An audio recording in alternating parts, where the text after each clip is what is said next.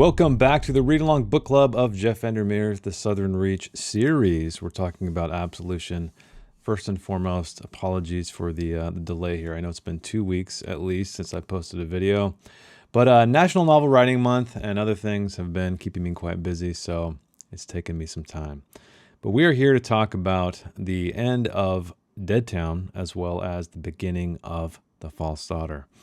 So the rogue is running amok. We find out we don't really get a huge conclusion to the first one. So I'll just say that when I first heard about Jeff Vandermeer writing Absolution, he coined it as a series of novellas, which made me feel like they were standalones in some way. You know, there's going to be some connective tissue, throughout the entire narrative, but I thought they were going to be just there to exist independently, not necessarily relying on the other stories. However, it feels to me right now anyway that they're less of novellas and more of parts of a book that are connected narratively in such a way where, while you can enjoy them independently, I feel like to really get the full story, you need to read all of them. Let me know how you're feeling out there so far. I'm enjoying it. We talked about this a lot on my Discord server where the way Jeff Vandermeer is writing this book, it takes some time to really soak it in, right? It's very densely written, and he's dropping a lot of information at once with very few words, even though sometimes it does feel very stream of consciousness. But let's get into it, shall we? With chapter 011, The Killings. By the third afternoon, the rabbits had eaten the wildflower meadow down to nubs so that the wide expanse looked as if someone, quote unquote, had given it a bad shave, the mutter wrote. The white lumps of rabbits dotting that bereft landscape felt fake, false. Added later, emphasized. By the fourth afternoon, purple thistles had... Remember those? Purple thistles, I believe, were from Annihilation. I think the biologist's husband put one in his journal. Correct me if I'm wrong out there because it's been a little bit of time since I've finished that one.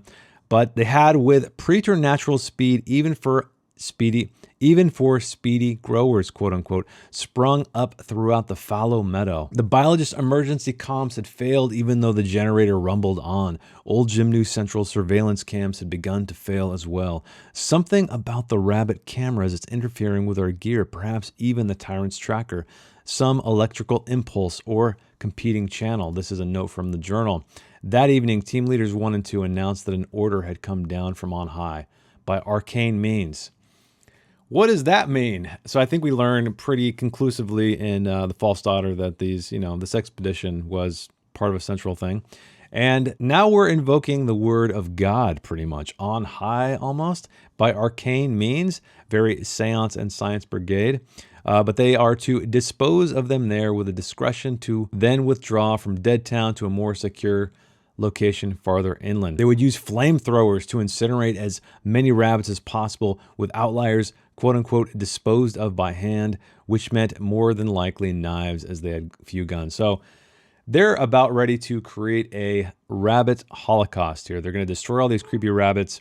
We do know the result of those killings and how horrific they are, but more so how creepy the conclusion is to that situation. So they had retrieved 2 ancient cameras from around the necks of rabbits. This is really cool because they're weird, right? They're strange. I think they refer to them as bending like rubber or something like that. But the cameras were so delicate, the straps we had cut, the tiny micro point of the lens, the screen a little larger than the overseas postage stamp.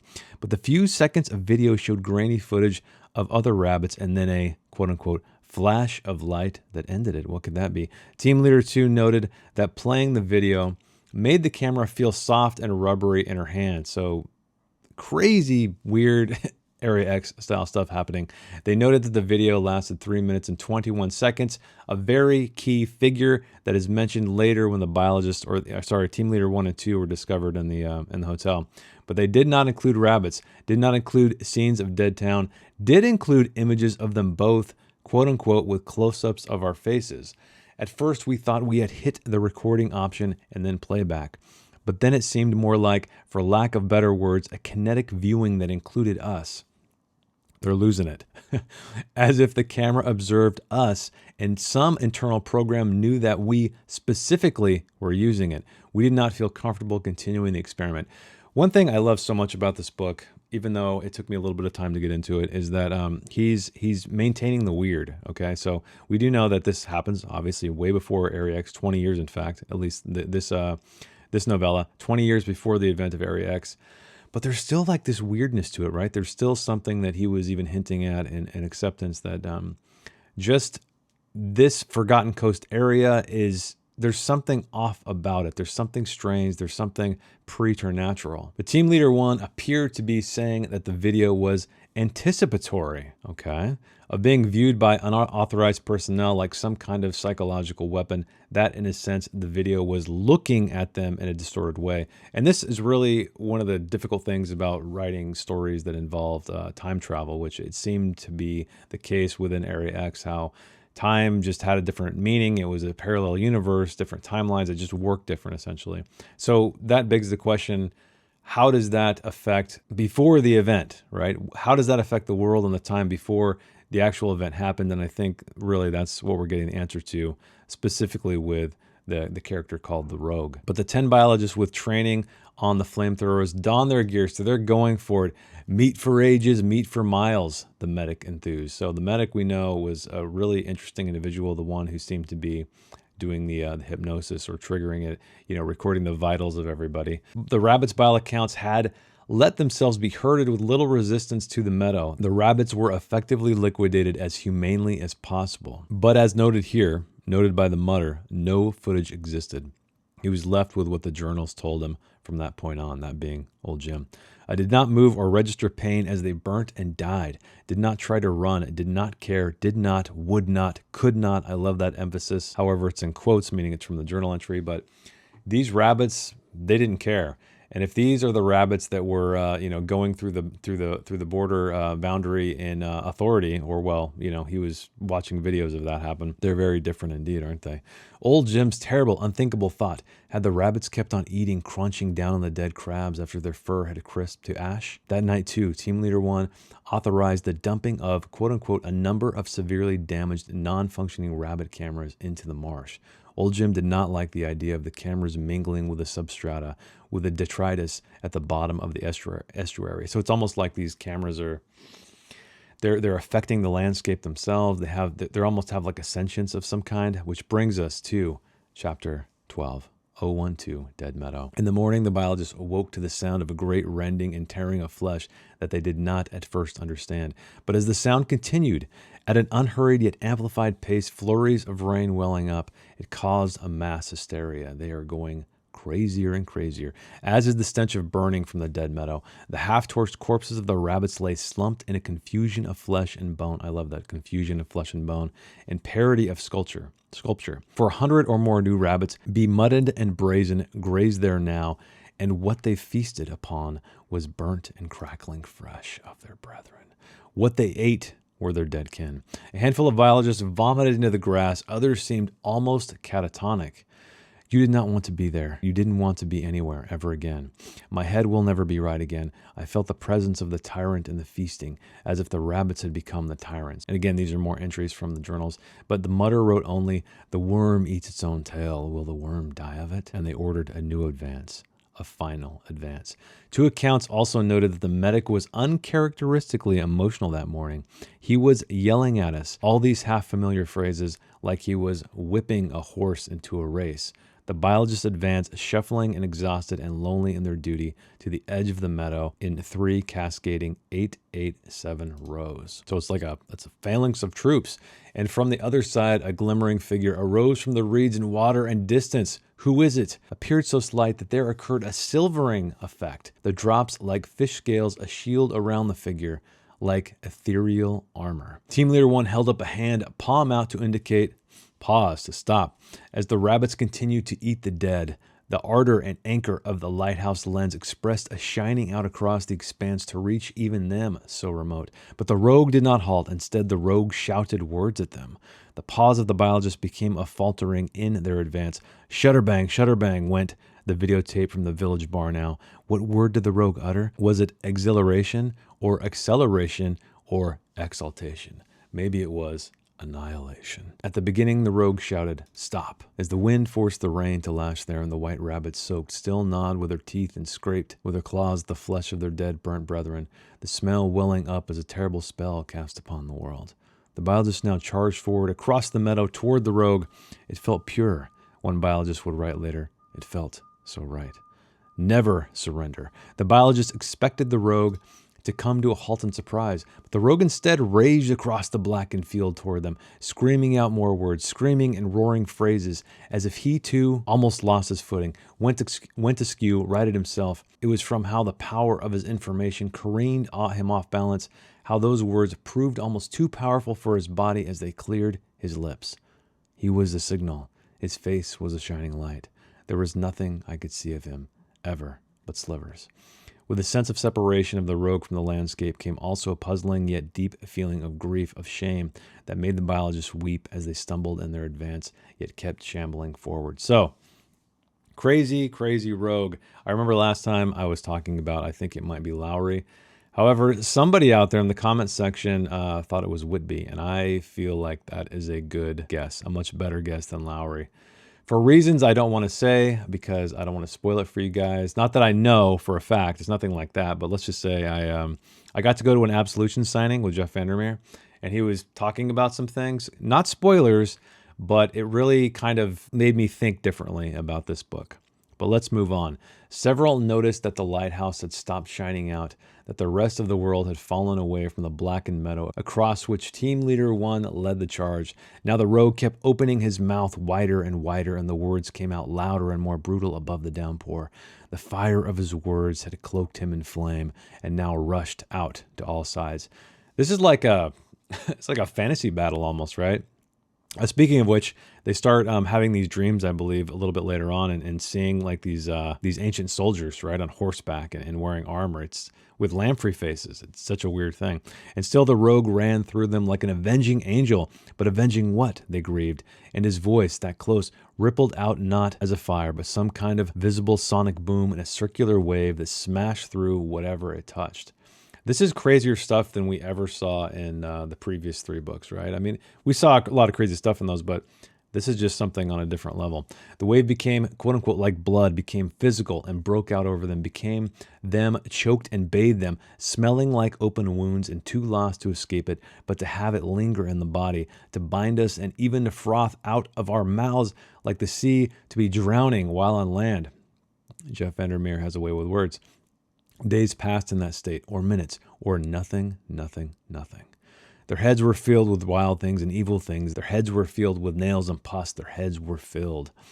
Very poetic, right? There's a lot of poetic stuff going on in this entire novella, as well as in the next one. But it makes sense here, right? I mean, these people are really going crazy. But we have to remember, though, that old Jim, he is telling us the story. This is all through his observations, right? He's in the archives in Central. He's reading these journals. He's watching the videos, if there are any. And this is all through his perception. So just keep that in mind, right? Anything in quotations clearly is from the journal, but everything else is his interpretation. On the horizon, the lighthouse had become a pillar of electric green, spilling a fuzzy, rapturous light between rapturous, there you go, between fissures of rain, and still without relief, the rogue ran forward and kept running forward. Knives emanated from his mouth, and blood and light spreading out from him on all sides, until he disappeared once more into the wall of rain behind them. And no one could say how many hours had passed, nor could any of them feel whole ever again. No one could remove the image of the rogue from their minds, though one later might try with a stab of scissors to the eye, interrupted in this task by 3 others, not so much for his sake, but ours. So everyone's going mad. Well, some of them more worse than others. Some insisted, too, that as they lain in the mud, the tyrant had followed in the rogue's footsteps, obscuring them with the crawl of its body as it bathed in the spray of blood emanating from the rogue. Okay, so now they're potentially blaming the tyrant for a lot of this, or including the tyrant. The tyrant oblivious to their presence, and this, somehow, the worst part, that the alligator had no desire for their flesh, but instead remained loyal only to the rogue, joined in the purpose of some vision the biologist would never understand, which I hope we get an answer to. At City Hall, the biologist found, after a head count, that they had left 2 dead in the meadow, killed of no visible wound but fear, but also missing Team Leader 1, Team Leader 2, the medic, and the mutter. These key individuals, right, which we find out later. Which brings us to Chapter 013, Shudder Bang.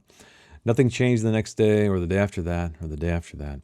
The biologists, now 17 in number, moving like sleepwalkers, clutching what belongings they had, thought to take them from the yurts and moving into Dead Town to take shelter on the flat roof of City Hall, with the waters still rising. Our provisions dwindled, even risking reprovisioning from the sinking yurts. Our potable water supplies were low, and we fear the swamp water. We fear the return of the figure. We fear the tyrant. But we are so tired it's difficult at times even to feel fear. We want to be dry and somewhere else. Our dreams come so strange now. Only 3 to describe these dreams, and yet old Jim noted a chilling consistency, as if the rogue held them in thrall still. In these dreams, the meadow had, quote-unquote, become some other place, ill-used by, quote-unquote, constant battle. An army of scientists and psychics, Science and Science Brigade, struggled across the plain of sand and bones toward the light, grim-looking men and women who looked like veterans of some longer conflict. Oxen pulled war wagons. Soldiers labored to fix the wheel of a catapult. Their style of dress was archaic. All 3 claimed to see figures stitching. That's a word that Jeff Vandermeer loves. He attributed it to the strange thing in the sky of Area X way back in Acceptance, stitching their way through the undergrowth outside of Dead Town. But these figures had no faces, only the toothed hole of a lamprey's open mouth. This is the first time that Vandermeer has ever created visuals like these, right? Almost this strange. Granted, it's a fever dream. It's clearly not happening, right? At least we hope so. But it's interesting to have almost a fantastical historical element to it. The remaining remnants of journal entries recorded a confusion beyond imagination, a descent into a vast internal void, a kind of babbling nothing that old Jim could not read more than a paragraph at a time. Even he reading this, it's very Lovecraftian. He's discovering these documents, and it's kind of messing with his own sanity. As for the rogue, little more information could be gleaned from any of the accounts, just an impossible still shot from a surveillance camera on the northern edge of Dead Town. He had a bag over one shoulder, and the boot farther from the camera had an insignia or symbol smeared by the rain. What is that signal? Is it perhaps the Southern Reach? I have no idea. And what the rogue muttered in the mutter's ear. Exactly. What was it? Muttered in the mutter. I like that wordplay. All the rest had suffered spectacular fire and water damage.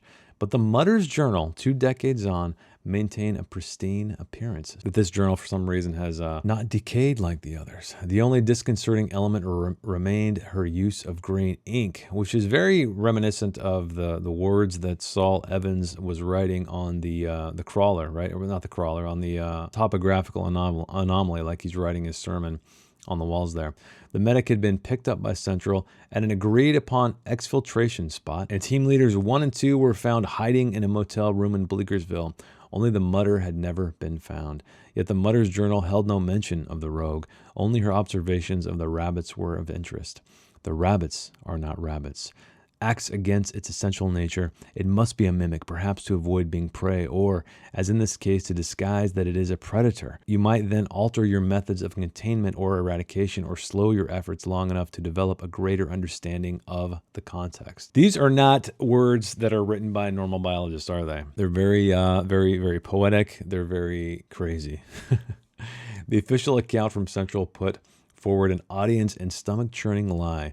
The expedition had been lost at sea during the hurricane, having attempted to leave in their boats and been washed out to sea. So, typical cover-up, right, from a government agency. A story aided by Central tampering with the selection process. So the biologists had been chosen in part for their lack of connection to the world, the lack of parents, the lack of siblings, the lack of strong, close friends. So this is a pattern, right? I mean, when they were trying to recruit, God, was it the 12th expedition, right? With the biologists and the psychologists and all those people. It was very important who these people were, what their backgrounds were, how the psychologists' kind of theories worked into the whole thing, including Lowry's even. But you can see even back then, 20 years ago, these kinds of, not just the research that was being done, but the people that are doing this quote-unquote research is very important. A clear and present threat exists, read the note atop the top secret summary file. Open-ended, existential, confirmation via uncanny op, nature of same, unknown, initiating entity, unknown, priority high. Yet it had taken 20 years for the threat to manifest again, which is where we are right now. They just left. They just all left. This is what Drunk Boat commented on the fickle, ephemeral nature of these outsiders. A few weeks after the hurricane, the red suit of the disappeared biologist washed up in the estuary by Dead Town. Such a nice little creepy coda to this whole thing, right? Of the rogue, no sign, No sightings at all. As if he had never existed. As if old Jim had spent his time at Central chasing phantoms and dark fairy tales. As if none of it had ever happened. What an interesting end. I believe that's the end. No, wait. No, it's not the end. Sorry. And perhaps it hadn't, in parentheses, at least not in the way old Jim thought. Dun, dun, dun, which brings us to the false daughter. So let's pause for a moment. Let's talk about Dead Town. So originally, my biggest issue, like I said, was the way the story was told.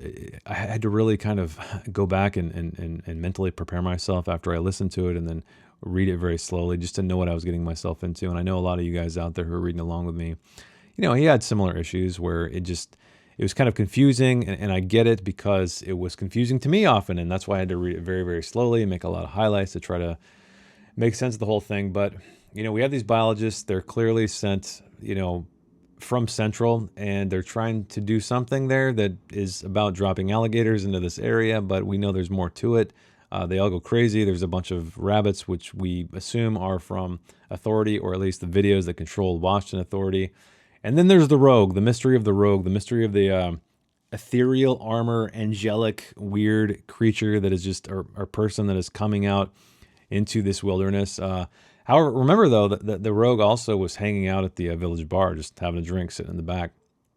And I believe he was noted to have a blue shirt. He was very pale. They thought he was kind of Scandinavian of origin or something like that. But that was all we got. And then we got this crazy like Dragon Ball Z anime fight at the very end of this. So really weird. I think the biggest thing for me is wondering how old Jim's mental state is going to work into this, because in The False Daughter, 18 months before Area X, because in this we learn of old Jim, we learn of his daughter Cass, who's been missing for some time, and it's really just destroying him. So here in this story, in this novella, whatever you want to call it, it really, there's more photography here, and I really should probably pay closer attention to see if there's any significance, but I don't really see it. But let me know down in the comments if you do. So the great thing about this section is it really brings us back to what I feel Jeff Vandermeer excels at, and that's giving like a human connection to the weirdness that's going on everywhere, right? Because we know that the entirety of old Jim's existence right now is him missing his daughter, him wondering why she's ghosting him, which is interesting how it's written backward, right? All these chapter titles are backward. And when I was listening to Vandermeer speak recently at the book signing, he mentioned that he was incredibly fascinated by this concept of ghosting, how just you vanish, from someone's life for a reason that kind of torments them, not kind of torments them, definitely torments them, tortures them, haunts them. And I really love this because, I have a daughter, so I can kind of relate how something like this might affect me, and how just your life just ceases to feel like it has meaning after you lose this very crucial bond to a person. But I'm really enjoying this section so far. We get a look at Jack Severance as well as Jackie from the past, which of course leads us to Control, which makes me wonder if he's going to be mentioned anywhere within the section. But let us begin. This is going to be part 1 of The False Daughter. This is 000, and in backward it reads The Ghosting. Funny little thing is I'm listening to the audiobook as well, and then going back and reading it. And it's funny because they just recorded the audio, the audiobook narrator reading The Ghosting, and then they just reversed it in audio. So it has that weird kind of, I don't know what that was supposed to be, but I guess reading backward. But let's talk about it. The ghosting, old Jim called it. How he lost his daughter, and only him, the one losing her. And he figured he would never know the why, and that's why she'd done it that way. Just that first line, I bet that took a little bit of time for him to write or to finesse, because it's very poetic. I've noticed a lot of repetition, a lot of musical writing in this, and I'm really loving it because it kind of, I don't know, it creates a certain sense of atmosphere and tone. But Eleanor Cassandra Kavanaugh, the first name from her mother, French for shining light, the surname a construct for old Jim's cover. Little light when she was younger. So we do know that old Jim's last name, Jim Kavanaugh. I don't know if his real name is Jim or if his old Jim is just it's just a moniker that Central gives him, because it is mentioned that he's going to assume the moniker of old Jim, or the code name of old Jim, when he goes back to the Forgotten Coast. But Eleanor Kavanaugh held weight, but by her teen years she'd gone by Cass, or Kavanaugh, as if it made her seem more serious. She published poems but had graduated with a degree in animal science. Old Jim's boss, Jack, and this was the first link we get to Jack Severance, controls Grandpappy. By the time Cass left him for good, Jen had been gone 18 years. That's his wife, Genevieve. What I love about this first part so much is it's really this guy just trying to figure out what went wrong. He's just going back, thinking through his entire life of his daughter and trying to put the clues together. He's putting on his hat, his operative hat from Central, even though he is also coined as a fixer, very similar to exactly what Control was, at least before he joined the Southern Reach. And so what I love the way Vandermeer is doing here is he's writing in such a way, immerses us into old Jim's head and really makes us feel kind of what he's going through and trying to figure out what the hell happened. Cass closing in on 30 and old Jim used to a haggardness in her eyes as each new opportunity crumbled to dust, and he couldn't parent her into something better at that point. She had her poetry. She wasn't out on the street. She just had a life that hadn't hit its stride, but he thought she knew he had her back. So this is such a great little passage because it's a parent looking at his daughter aging and not necessarily succeeding how you might think your child would in life, but he's kind of justifying it a bit, right? She just had a life that hadn't hit its stride, meaning, you just hit a rough patch. You're going to get there. You're going to get there. But also noting that her eyes, right? She's closing in on 30, but she has this haggardness in her eyes. So even she is aging in her father's eyes. She had ghosted him, but was still around, traces over time, bills that arrive for it. So this is, I think, the most nightmarish thing about someone ghosting you. It's all of the things they left behind. So she has those mails showing up at his house, bills, forwarded stuff, and it's tormenting him. It's killing him because everywhere he looks, he just is reminded of her presence. But he'd not let slip the specifics of missions, but had entertained her perhaps too much with a beer in him and the art of espionage. Had she asked him for specifics, he couldn't remember because old Jim, he's a little drunk. He's seen better days, right, when Jackie finds him. But at first, he had just a spy's intuition that something was wrong because her usual letters never arrived. 2 weeks after their last lunch, he opened a car's glove compartment and found her note. And it reads, "Don't follow me. Don't try to find me. Don't contact me. Sincerely, Cass." Sincerely crushed him. And oh man, I love that because it's so formal, right? It's the exact thing you don't want your kid to write to you in a note like this. You want it to be somewhat personable because they're your child, but sincerely crushed him. I love the simplicity of that. It doesn't need any kind of explanation. But everything he felt in that moment, looking through the box, was a cliche, even though it cut so deeply. What did that mean about details of lives, real or made up? I remember he's looking at photos and all these things that remind him of her, a fixer or enforcer. So that's when we finally learned that this was his job at Central, which is interesting because I don't know. I don't think we've never gotten a physical description of old Jim yet. And why would we, I guess? The name old Jim kind of denotes a grandfatherly figure in a way, at least it does to me. Her apartment at the edge of the city, 40 miles from the house, barren, gutted. Old Jim had run a black light across the floor. So he's using his spy skills, right? Going through, trying to track down his daughter. And it makes it even more sad, doesn't it? Because he's not trying to find her as a parent. He's trying to find her as an operative. What had he expected? Blood spatter? Exactly. He's even noting it's a little bit ridiculous himself. To trudge the world looking for traces of someone who didn't want to be found, who had decided to become a ghost. Painful. Long brown hair, hazel eyes with dark liner, small upturned nose, freckles with a slight flush to her cheeks, the mouth that tightened into determination when she clenched her jaw, just under 5'10", and a swimmer's body, bitten nails with chipped red nail polish. So that is the description of Cass we get. She's tall, she's fit, and he is making missing posters. He's really going out on a limb here. As weeks became months and the feeling he'd had when she'd missed 2 regular calls, his stomach like a cancer spreading, he couldn't take it anymore. He slid into drink like a natural, like a pro. He becomes a drunk. He ate too much to keep up with the drinking, or he ate nothing to punish himself. And he spent a month in a crap motel, dive bars and strip malls. Guys see the smell of piss from dirty bathrooms, the curling grin of vomit. Such an interesting description. So yeah, old Jim's hitting rock bottom here, missing his daughter, wondering why she left him. Just the torment is tearing him apart. He spoke to Cass, reliving the last conversation they'd had.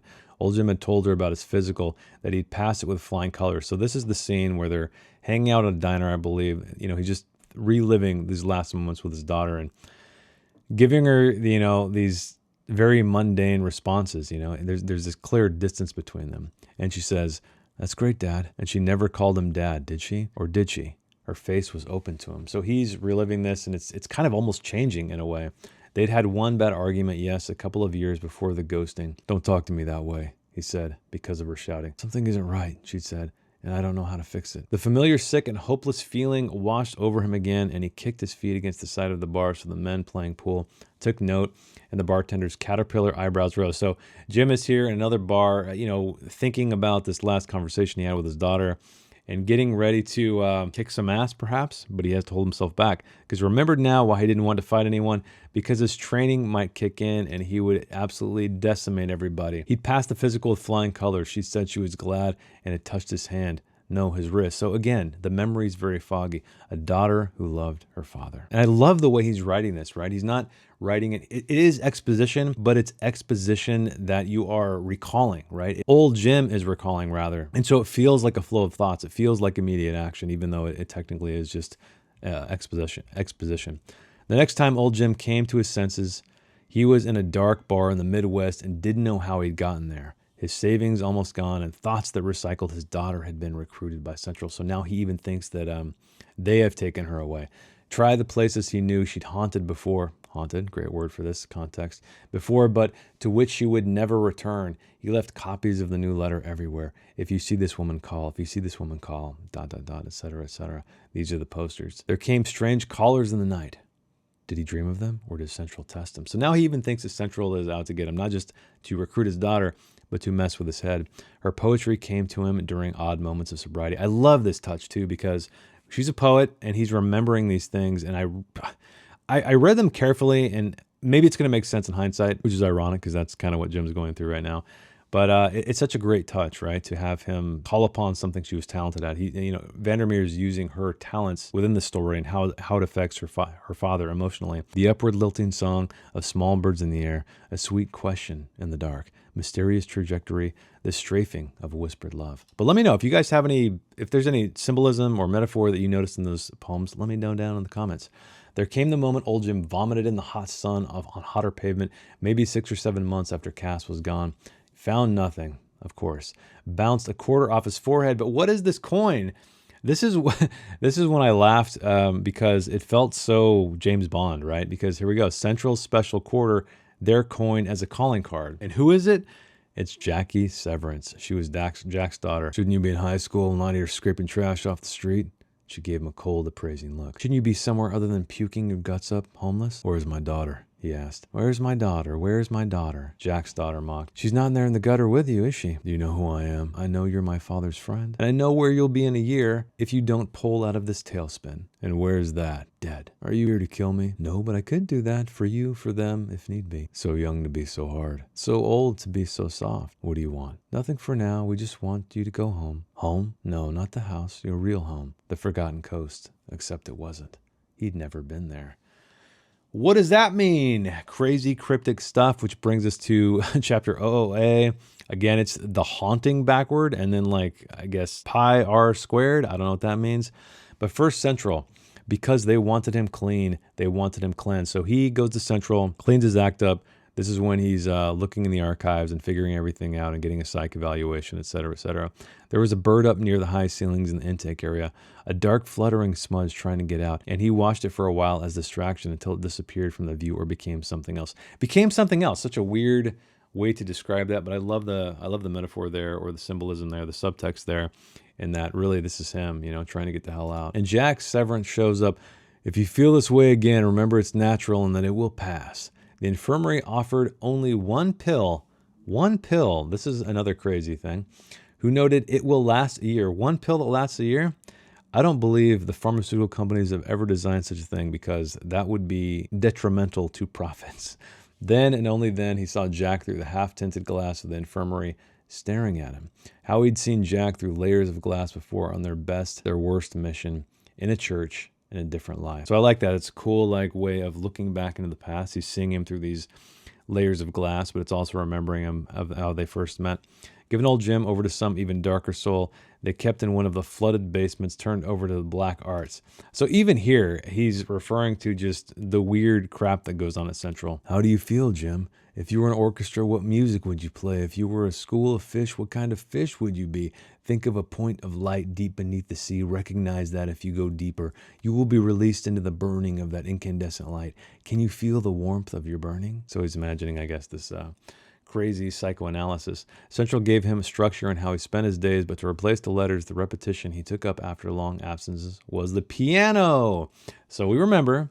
And then piano, I think it was not Drunk Boy, but Slim Jim. What's his name? Slim Boy Jim. I can't remember. Remind me.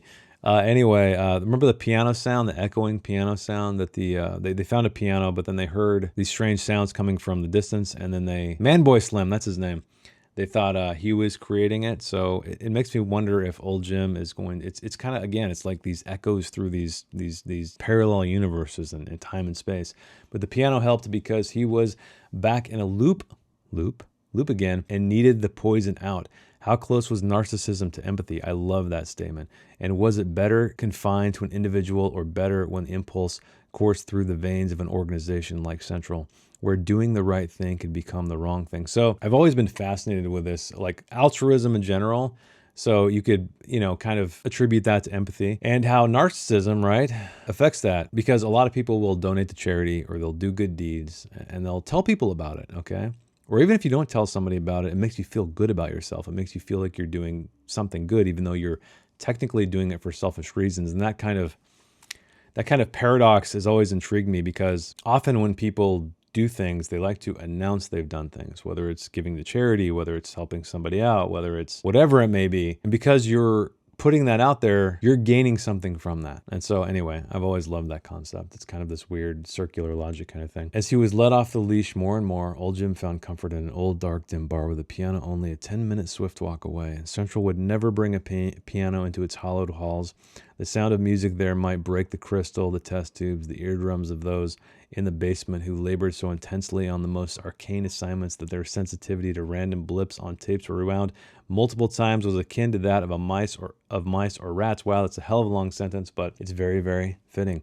After 5 months, Jack parachuted unexpected into old Jim's routine of breakfast, quiet time, exercise, lunch, sometimes with a piano, analysis of the Dead Town disaster, dinner, some midnight hour down in the deep archives, questioning things like alligator experiments and people named only Mutter and Medic. So now we're getting a sense of, or we're getting like a timestamp of when Jim was reliving through these journal entries and the videos of what we just read in Dead Town. But he notes the sheen on Jack's face, the ruddy gleam of hardworking man that was likely just a skin condition, but it also emanated from the flame that Jack had nurtured within himself for such a long time.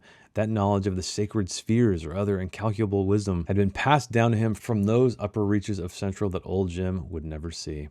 Those dipships would impose themselves without you there. I love that, because they're having a conversation already, but we're not privy to it, right? So he interjects right here in the middle of things because we're in old Jim's head again. But we don't need any context, because he even says right here, he lost track of it. They sat in the nondescript gray formica table, leaning back in standard black office chairs, posing a bit for the mirror, as the far end must be a two-way glass with possible audience in the dozens, and they're drinking hot chocolate. So are they being watched, or is this just old Jim's paranoia? Jack had dressed like a countryman in a plaid lumberjack shirt, scuffed jeans, and work boots, and reading more of the Mutter's journal and some turn of phrase that reminded him of his daughter's poetry. You know, the dipshits you'll be managing from afar, Jack said. They'd be interested in every third-rate crackpot haunting. They'd be rapturous over a shipwreck younger than the Titanic. He pronounced it Titanic. And there in the back beyond would be fucked if not for our Raptors' focus on what's actually important, right? So Jackie hadn't lied, and the files were actually just a distraction. It had been prep for a field position. We've been running something called Serum Bliss, in a place like you know pretty well by now from the files, the Forgotten Coast. And what does Serum Bliss do? Turn rabbits into gold. Sounds dangerous. It will be. You're not going to tell me what Serum Bliss is, are you? Once Serum Bliss was an expedition the Central hijacked as an op for mind control experiments. Here we go. Now it's a hunt for an existential threat in the same place. What threat? But old Jim knew because he couldn't get the rogue out of his head. Certain intel suggests the capacity for widespread devastation, some new weapon. We're using the cover of a bunch of stupid Ouija hicks who've been traveling to haunted places for a couple of decades. They've already called the whole coast the Active Site X, like they've planted a flag and claimed it or something. But little do they know, we've planted a flag in them. The Seance and Science Brigade. You'll use your prior cover name, Old Jim, and most of what comes with that. SNSB is a passive inquiry. We just observe, extract any useful intel for R&D. Unofficially, I run a much more active operation with Jackie mostly on site. Where's my daughter? Old Jim asked. Man, those office parties used to get crazy around here, didn't they, Jim? People blowing off steam, getting up to all kinds of antics. Those were the days, not like this antiseptic crap the brutes have imposed so they can see blood all the better. This new breed that held most of the power made policy. That's what he's talking about there, and it's also his way to divert the conversation to something else. With gas, poison gas, you know the birds fall from the sky and plants wither, and the people, Jim said with a real anguish as he paused to take a sip of hot chocolate. The people, they cough up their lungs and drown in their own blood. They drown in blood, Jim. The silvered figure roaring through the mud, the sonic boom leveling the biologist. Old Jim wondered if the rogue had seeped into Jack's thoughts. But what if it wasn't gas? What if? What if it wasn't gas? What if the birds stayed in the sky and the people went about their business, but they were changed, so they were different? And someday when you wanted them to, when you needed them to, they would, at the snap of my fingers, at the utterance of a single word or phrase, hypnosis, help defeat an enemy, receive a signal, sequester and not feel pain on the battlefield. Do even a small mundane task in the middle of their normal routines without remembering they'd done it. Like even introduce something dangerous, even monstrous, but necessary. But in between playing hopscotch and not recall. What if, in a sense, the necessary word of violence in which we live, that violence became so contained it was invisible to the naked eye? I don't know what the hell he's saying here, but it sounds a lot like mind control, like the biologist expedition. Like who the hell knows what? You know the tyrant's still out there. Old Jim said. The dead town disaster. He tries to play dumb here, Jack does. Some hostile impulse to blur it crossed Jack's face, and old Jim could have sworn he'd wanted to say, don't call it that. But instead, Jack laughed. Always in the run, son, Jim. You want the sawed-off shotguns instead of the sniper rifle, the stuff no one else wants or needs. The rogue wasn't central, but the generator was, and maybe so was the alligator experiment. And to old Jim, it felt like Jack had taken a risk in giving him access for reason. Something there beyond an existential threat that Jack didn't want to articulate, but still trusted old Jack to track, like a faithful hound that he might give up to the tyrant after. So you'll take the job? Jack asked at some point. The longer they spoke in the conference room, the more Jack began to feel like a doppelganger of old Jim. We know a lot about doppelgangers. Jack thought the rogue was still alive, still a threat. The piece of paper Jack had passed him read, top priority, find the rogue, eliminate the rogue. Did old Jim talk in his sleep? Because how did Jack know that's what it called the stranger? Oh, I didn't think about that. Overheard in the hallway the last day before traveling to the Forgotten Coast. I wish you weren't wonderful in so many ways because you're so awful. A wave of blood spreading out in all directions, which brings us to OON, the exile. Things you find out right before you leave a haunted cathedral. There's the cathedral again. Things that stay with you, coordinates you can't unsee, 2 sets of coordinates surrounded by water, the information old Jim took with him that made him feel guilty. Oh, and one last thing, a whisper in his ear before he left Central. A phantom's flaming breath pulled me from my route. Craziness, what does it mean? Separate coordinates like a form of death, maps made into weapons and punishments. Team Leader 1's true name was Alex Aguilar, and Team Leader 2's true name was Kim Numi. They had been picked up by Central 2 days after the hurricane abated in a motel room north of Bleekersville. So this is when we learn about the fates of these 2 team leaders. Central had busted in the door and found Aguilar and Numi huddled on the floor behind the bed. 2 of the rabbit cameras were found on the bed. Both were underweight, suffering from some sort of withdrawal, although the drug had not yet been identified. Numi from her journal. We were doing things we never did in life. We saw a terrible thing. We were doing impossible things to survive, but most horrible of all was the thought that it would continue on and on for as long as we watched, so I shut the video off at 3:21. That is what we mentioned earlier, or that was mentioned earlier, and tried to sleep until morning. What a terrible thing. And then the interrogator says, were the cameras part of the plot? Were you part of the plot? Aguilar says, Aguilar, what plot? Interrogator, by the foreign entity. Aguilar, what foreign entity? Interrogator, the one that overran your camp. Aguilar, We don't know what overran our camp. Why didn't you do that then? Why didn't you try to burn them? A chipper side note declared that some functionality remained even burnt, which might necessitate involvement by R&D. Eventually, in trying to explain their actions, the biologist had descended into a kind of obliterating babble or hysteria that the interrogator acknowledged in his conclusions. Trauma from the dead town created a series of glitched decision points influenced more by general panic and intent to betray. Nothing in their background suggested anything abnormal. Neither had way in them much a family, etc., etc. We all know this. We know that backgrounds are incredibly crucial to Central. Shortly after questioning, Central deemed Aguilar and Numi unfit for further operational duties, security risk. They believed they had worked for a corporation as well called Soothing Kiss, which used nature-based solutions for medical problems. Aguilar and Numi were exiled to separate remote islands with 100 miles of oceans between them. These islands appeared abandoned, but had been controlled by Central for decades. This thing goes deep. Once every 4 months, Central plane dropped supplies on the general area of each biologist's release. A note in the file near the very end read, "These landscapes mimic in many ways those both biologists studied in grad school, and thus they should be familiar with them." So this is a note by old Jim. This suggestion that Central thought it a kind of small mercies, as if they're trying to be nice for once, right? "Do you have anything to say?" the Central interrogator had asked before they were led away. But they had already said everything to the interrogator, to each other. It just wasn't all in the files. There was something Jack didn't want him to know yet, for whatever reason.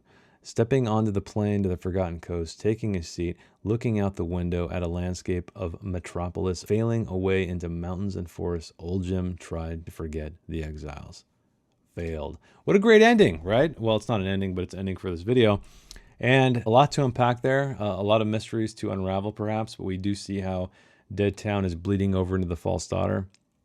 And we have a solid foundation of old Jim's mental state, not only how he perceived these documents, but why he did, right? He's a drunk. He did get cleaned up. He's passed a psych evaluation, but what is the thing that he is not yet cured of, right? That's the memory of his daughter. So let's talk about what we're going to read next time. So another 50-ish pages will take us through Chapter 8, Distant Messaging. So we're going to read this chapter, 003 Burning Files, all the way through 008 Distance Messaging. So let me know your thoughts down in the comments below. Join the Discord server if you're not already. We're talking about this book very actively. So still enjoying it. Hope you are too. Thanks for hanging out with me. Thanks for watching and reading along with me. And I'll see you guys in the next one. Bye.